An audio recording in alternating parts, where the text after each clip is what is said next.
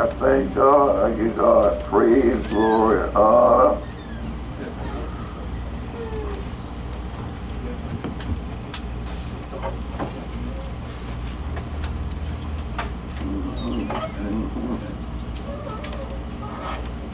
Amen. I thank the Lord. Give God praise, glory, and honor. How many of y'all know God is good? Huh?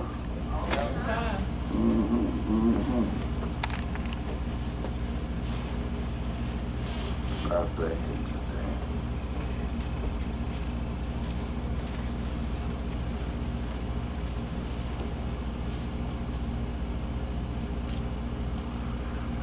Amen, amen. At the crossroad of this journey. Amen. Change is in the air. Change is in the air. Turnaround is everywhere. Amen, amen, amen. Amen. I don't know about y'all, but I like the way these hearts stay together. Amen. We talk about the prodigal son. Amen. We talk about him wanting everything. He's in a hurry. He don't want to wait on God. He don't want to wait on his father. He don't want to learn from those that went before him. The Bible said that the young man is strong, but the old man knows the way. Huh? And he ain't got time to find out how to do it. He won't. All he knows is he want to do it. Huh? He don't. It's much like want to be a doctor and don't want to go to school to be that doctor. Huh? Don't want to wait on there's an accepted time. There's an appointed time for you to be who you're supposed to be. It's amazing how God can show us some things and how we can try to run and fit into them things before time. Huh? I remember God telling me some good stuff, man, and that thing sounded so good. I said, I'm going to preach this. I tried several times. It never did come out right. And then all of a sudden it come out A1 over. I could pat myself on the back. Amen. But he told me some things. He shared some things with me that, how many of y'all know when you got your dinner and you done cooked your food all up and everybody ready to eat, and they eat and you cook enough, sufficient, and then there's some leftovers. Amen. Huh? How many of y'all like them leftovers? Well, them leftovers can do a thing. Amen. You can find the toenails off in that leftover. You ever been eating them leftovers and say, boy, it got to be a toenail off in there. It's got to be something off in here that, something flavoring this stuff, it ain't, And so, you know, we that leftover, when we done savored it, when it done settled down in the pot, it mixed all up together. I thank God for the leftovers that we have here today. Amen, amen. This prodigal son is not a new story.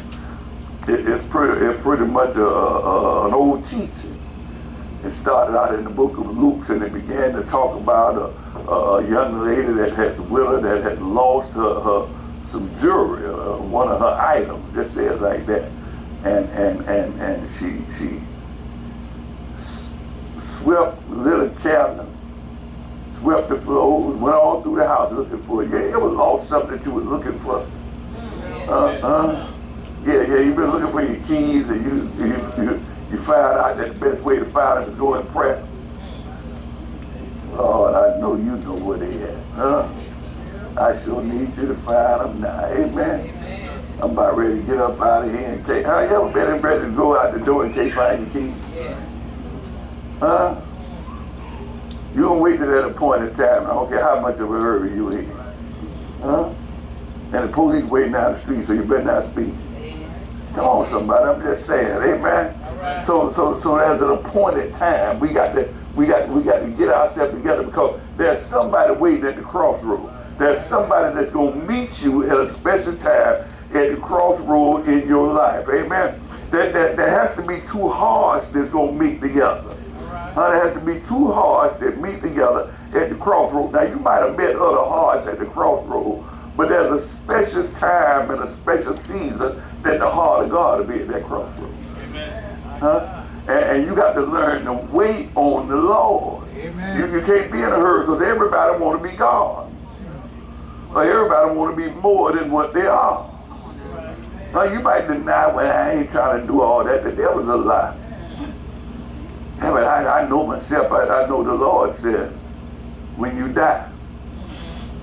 So if he said that you got to die in order to bring forth fruit, that means that you're trying to do something without dying. That means that unless you're trying to call the Lord a lie. Because he said, except you die, you're going to buy it alone. So God already know you ain't trying to be alone. God already know that you're trying to bring forth other fruit. God already know you're trying to put your hand to a plow that you don't know nothing about. I'm just saying, amen. How many of y'all know you got to be faithful over a little before you can be placed over much? You got to learn and see. We not just be faithful over a little. Being faithful over a little is being consistent over a little. Being concerned over a little. Looking further than what the eyes will cause you to see. Some people don't have long-range vision. Some people don't have vision at all. Amen. Look at this prodigal son. He took everything that came to him and he went about spending all that he had on riotous living. He began to live a life not for a man of his caliber. He wasn't that rich man that had unlimited resources. There was a limit to what he had. Maybe you're not in here today. Maybe your resources are just overrunning. Come on, somebody, amen. See, in this thing about a lost jewelry, or a lost item, or a lost soul, amen. When we grab a hold of something and don't know what to do with it, can't nobody show us what to do with it, praise be to God. We are accident waiting to happen. We're accident waiting to happen. See, we want to be all of that, but we don't want nobody to teach us nothing. Because we already know. Come on, somebody. I'm just saying, amen. So many times you got to learn to follow directions. If you want to pass a certain class, you got to now the teacher in there giving a test, and you want to get through that class, you're going to have to do what that teacher said. Come on, somebody, unless they just promote you just to get rid of you, because they know you ain't going nowhere. Come on, somebody, I'm just saying, amen. So until you can do like they tell you to do and not what you want to do. How many of y'all know that folks come to church and they want to be part of the church, but they want to do things the way they want to do them? And if you tell them it's do here, it's do it's a continuation of the same activity. It never changes. It never changes. It remains the same. The flesh is going to want to do what it want to do, and God is going to do what he's going to do. Come on, somebody. Amen. And how many of y'all know that flesh and blood cannot inherit the kingdom of God? Do you realize what he just said? Flesh and blood should not inherit the kingdom of God. That means you ain't going nowhere with God. Come on, I'm just saying, amen. And to the point where you can deny yourself and pick up your cross and follow God, amen. And until you can do things God's way, you ain't going nowhere with God. Now, I'm not saying you ain't going nowhere. I'm just saying you ain't going nowhere with God. According to the scripture now, amen. And if you study to show yourself approved, amen. I thank God. I give God praise, glory, and honor. Because God, he's the head of my life. He's the head of my life. He's the one. Look at this prodigal son. He's gotten all. Can I say this about the prodigal son? Evidently, he doesn't know how to run his own business. He doesn't know how to run his own business. He spent everything and get his hands up. He don't know how to hold on to nothing. It doesn't make any difference how much he makes. He has nothing left from what he's done. His father has taken his portion and gave it to him. He did not invest his portion. He did not look down. He said, Pastor, you might not know what you're talking about. Well, I thank God that we can refresh ourselves in this same thing. Look at what it said about this prodigal son. Can we just talk to you for a minute?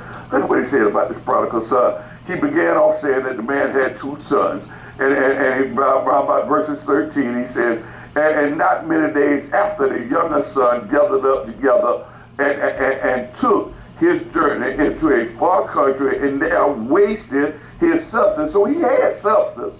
He had a gift. He had something to, come on somebody, but he wasted it. Amen. He wasted it on riotous living. He had no self-control. He did not have a plan. He did not even have a, come on somebody, you know, I was talking to, not this fella here, another fella looked like him, and they write down everything and have a graphics on everything, but leaves it other places. Don't take it with him. But he quick to speak. Now, I don't know who he's kin to, but you ask somebody, he's where I had my Bible. We had the Bible before you wrote anything down. If that was the plan. Huh? So another, I'm not talking about nobody in particular, not that y'all know. Anyway, you got to have some kind of, look, ministries, think about ministries. Ministries run like this. You look at most ministries, that there's a event calendar that lets you know at least what they're doing for the first 6 months, at least a year in advance. There's a place where you can go on most websites where you can see where Dr. So-and-so is going to be here this month, and Dr. So-and-so going to be there 6 months, and you can pretty much get you if you want to meet one of them meets, you can work out some kind of plan. You already have insight to what's going on. Amen. In most businesses, take the government for instance. The government has they take up taxes, they do different things with the finances that they have coming in, and that there's a budget that's set for the school board.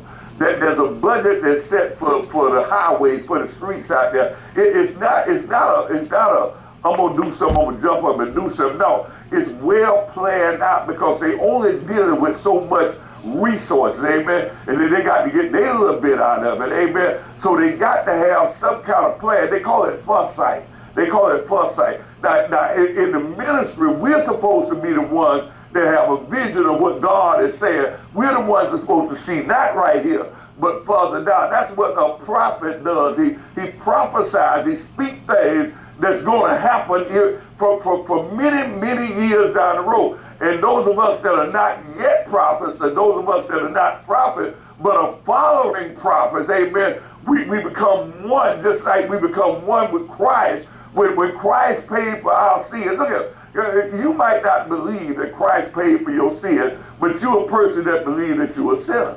You might not believe that you're a sinner, but you believe that Adam had a sin, and that thing ran down that generation of curses, everything going on you. But when you hear about Christ dying and paying for the remission of your sin and freeing you from that, you hold on to it, but you don't really wrap your arms around it. You speak it, but you don't really possess it.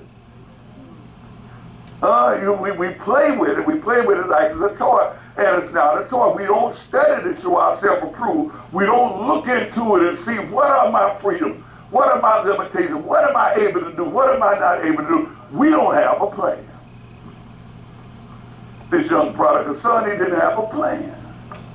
He didn't have a plan. He was just gun-ho. He was just running out there. He didn't have any graphics. He didn't have anything made up. He didn't know how much he made from 1 month to another. He didn't know how much he made the prior year. He didn't know what months he worked in. So he didn't have a plan. He was dealing with the spirit of error.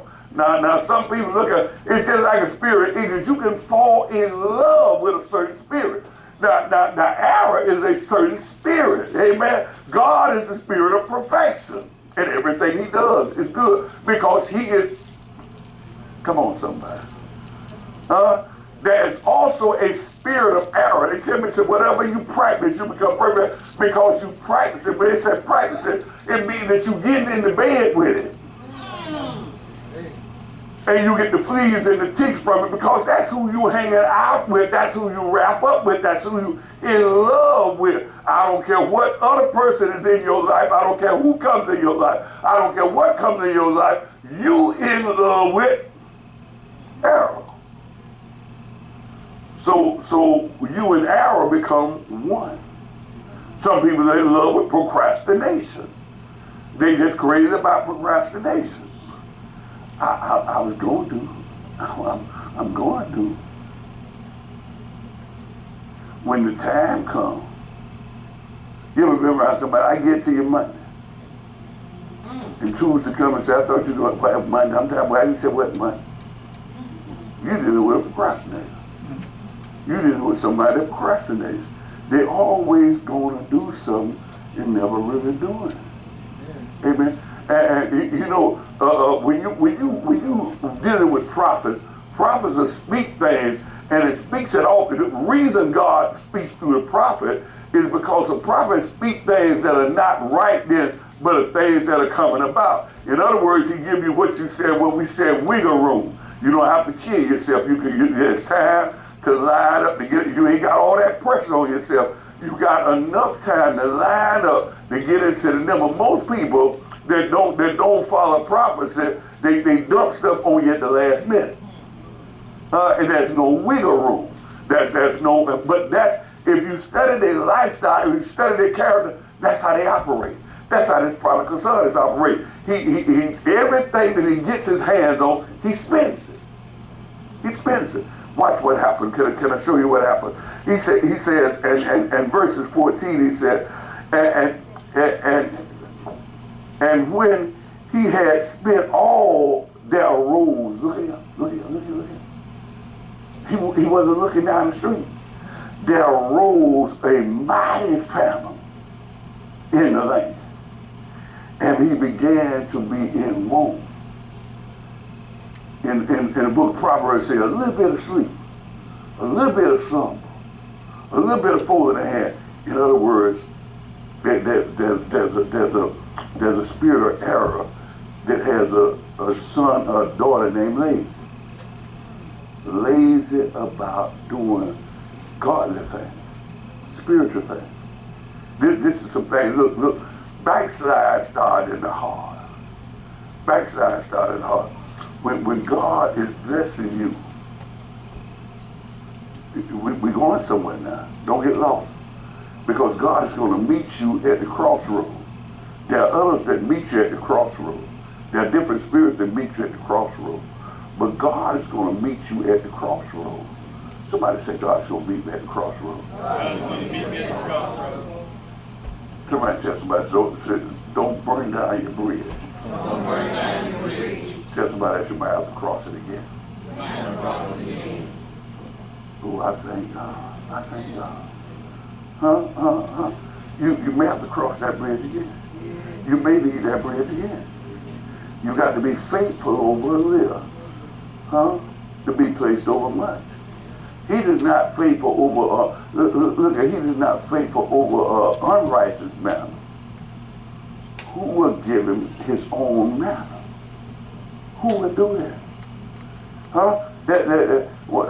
If you keep on reading in that chapter here, if you keep on reading in the book there in Luke, it will begin to tell you about, amen, being faithful over a little and being placed over much. It will begin to tell you about a steward that was about to lose his stewardship, and he went and made friends with the unrighteous. You got to be, in other words, what you make happen in another man's life, God will make happen in your life. It's whatever you sow, that's what you reap. Amen. And if you continue to sow in the wrong thing, you will continue to get the wrong thing. Look at these hearts that are about to meet here now. This prodigal son, he's not financially, or he's not faithful. If you study his history, his finances are a mess. Look at ministry, and ministry, especially in government and anywhere. But in ministry, God searched the heart in the reins. You know, many people that get in ministry live off other people because they're not faithful about anything. Let me put it like this. This prodigal son, he was not equipped to handle substance. He was not equipped to handle substance. Can you imagine having a pastor, a preacher, or somebody in your life? Can you imagine somebody coming up, mama done worked all her life and then got hope to a little something, put it aside. Mama passed away, or mama get old, and her next daughter or son get up that has no financial control over anything.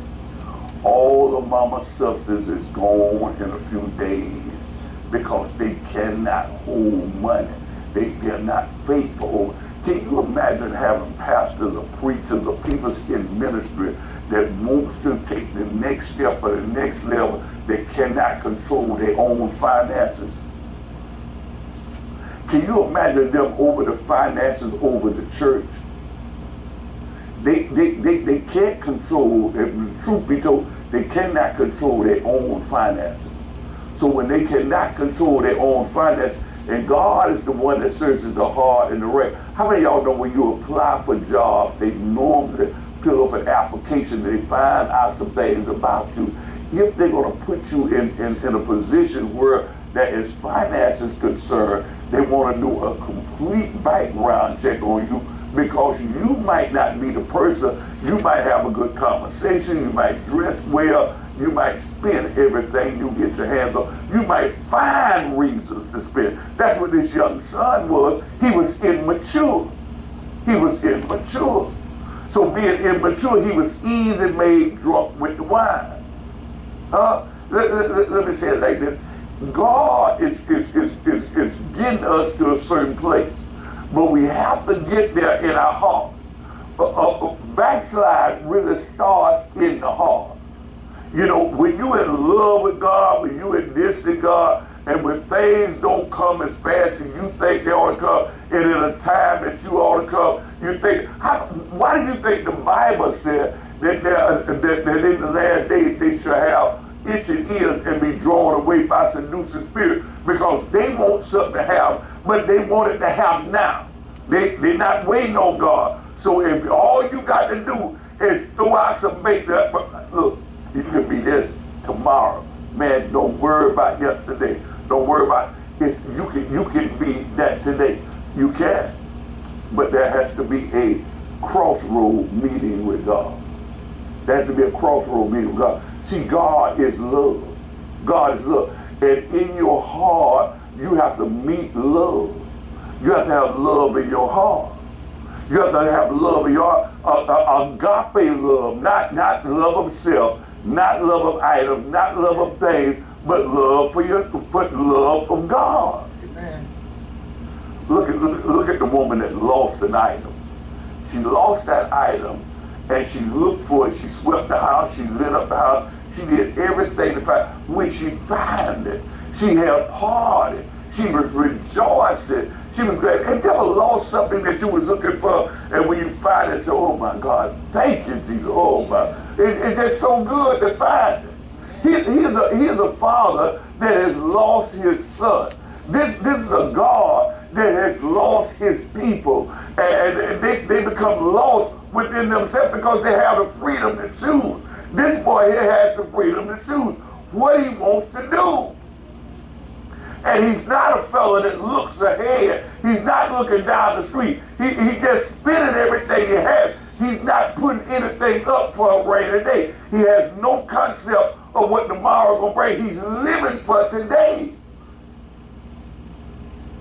He has no. How many people that you know that don't have life insurance or don't have a means to bury themselves or would put all the weight on whoever's left behind? You better try to bury your people. You ain't no good. You just ain't no good. You won't do no better than that for them. You can go down there. Why should I get in debt for his body? He try to get in debt for himself.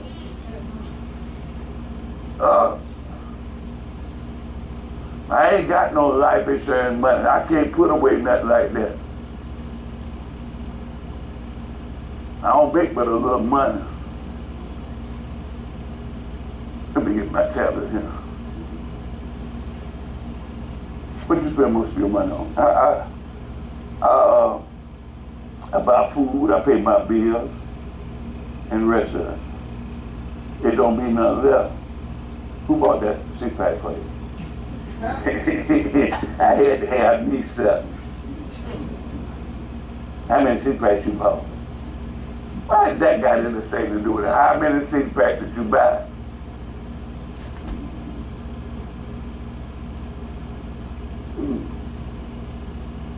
$5 a week, times 52 weeks, times 10 years. You could have had a pretty nice funeral. Huh? You could have left somebody something. Huh? Yeah. Had you know, here's the thing. The Bible says all have sinned and come short of the glory of God. Now God is speaking to each and everybody. I don't know where you at, whether you want to hear him or not, but God is speaking to each and everybody. See, because the Bible said that all have sinned and come short of the glory of God.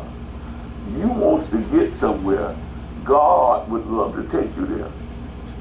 But your heart is going to have to meet, because God has an agape love for you. And you got to have a love for yourself. You got to have a love for God. You got to love God the way God loved you. Look at what he told Peter. He said, love thou me? He said, yeah, Lord. He said, feed my lamb. He said, love thou me? He said, yeah. He said, feed my sheep. He said, love thou. He said, Lord, my God, what is going on? He said, do you love me? That's what I want to know. You can't stand depression. You can't stand being asked again. You can't stand being told the same thing. Or do you love me? Yes, Lord, you know that I love you. You know all things. That's what I'm talking about. See, that there's a place that the prodigal son needs to get to. There's a lesson that he needs to learn. He's a young child. He doesn't know. He's unmature. Nobody's been able to teach him anything. All he wants to do is get his hand on something. He wants to be in control. He wants to get his hand off in there where he can control something. He cannot control his own finances. We know that from the story. He does not have farsightedness. Why would I need farsightedness? Okay. In ministry, I need farsightedness because I'm leading a group of people. I'm leading a group of people. You might be leading a family. What happens when a family comes? Well, what happens when everything falls apart? Do you fall apart? What happens when what happens when there's no more laughter, there's no more joy? Do you fall apart?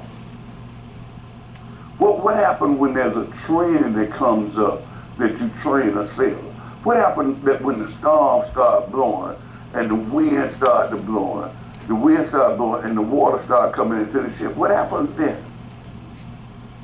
Do we forget about faith? Jesus said they're running so fast. He said, where's your faith? Where did you leave it? You was over there talking trash a few minutes ago. The devil was a liar a few minutes ago. But now that the storm has come, you know, as we began in ministry, you look around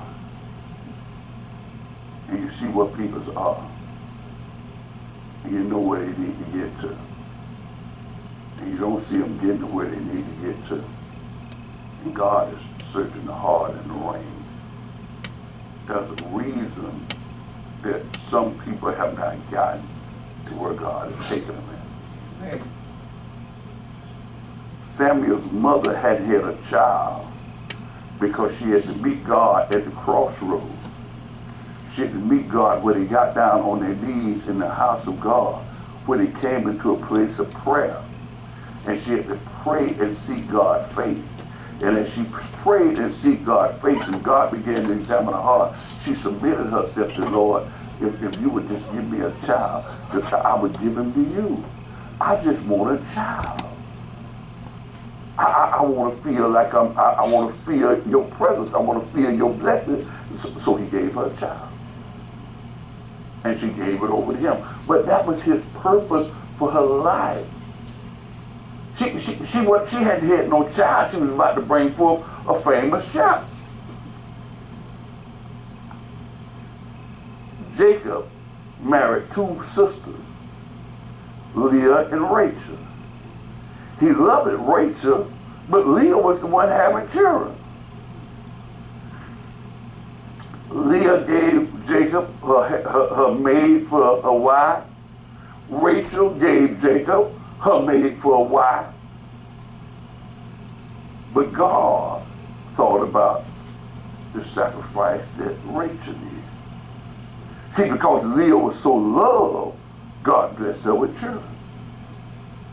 Rachel had to feel that loneliness, that without anything or without anybody.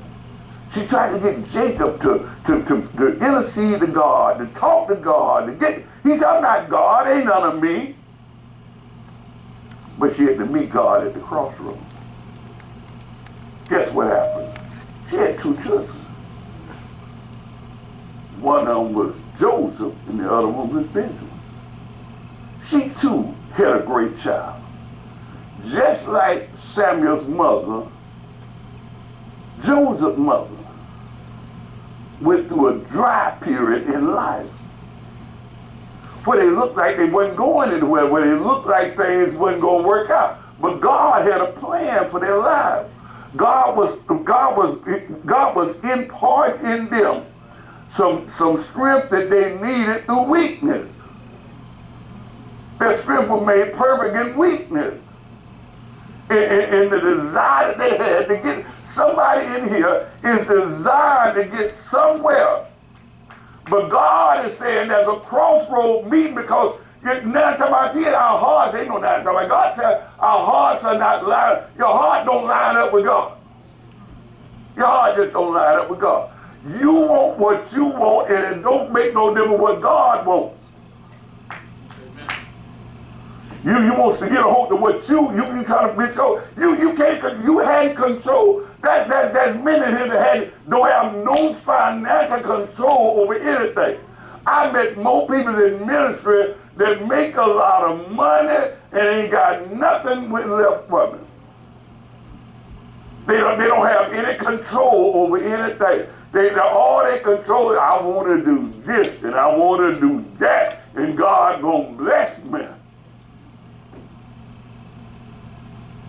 But they don't have any plans or anything. This prodigal son here, he didn't have the foresightedness to know that there was a time that's coming, there's a time and a season for everything. And he thought it was always going to be smile. Some people think they're always going to be beautiful. Some people think they're always going to be skinny. Some people that think that I used to eat. Oh man, I wasn't going to weigh but 167 pounds. You the one can eat it. I got it, Jack. I ain't. And I don't know where that weight came from. They just jumped. I like the way the Bible said when the prodigal son come to himself, but that weight had knocked me out. I was so dizzy I didn't even know who I was. And my mother kept telling me, said, son, you weigh over 300 some pounds. I said, oh, don't worry about it. They just get some strong pallbearers, they'll take care. Well, I was selling out good, man. I couldn't tie my own shoes, but I was looking. You always been trying to tie your shoes and can't breathe. Take your shoe off and tie it and then slip your feet in. Yeah. See what we want. See, we're used to people, we're so catered to preaching. You know, I shared a video last night. We want people to preach like they're about to have a heart attack at their breath, the little girl said. We want people to talk to our emotions. We don't want people to speak to our sickness. We don't want people to speak to what's hindering our growth. We don't want the light to shine here and for God to speak it out. We want God to, see, we want to be babies and we want to be petted. We want to be animals and we want to be scratched under the stomach. We don't want to hear the truth.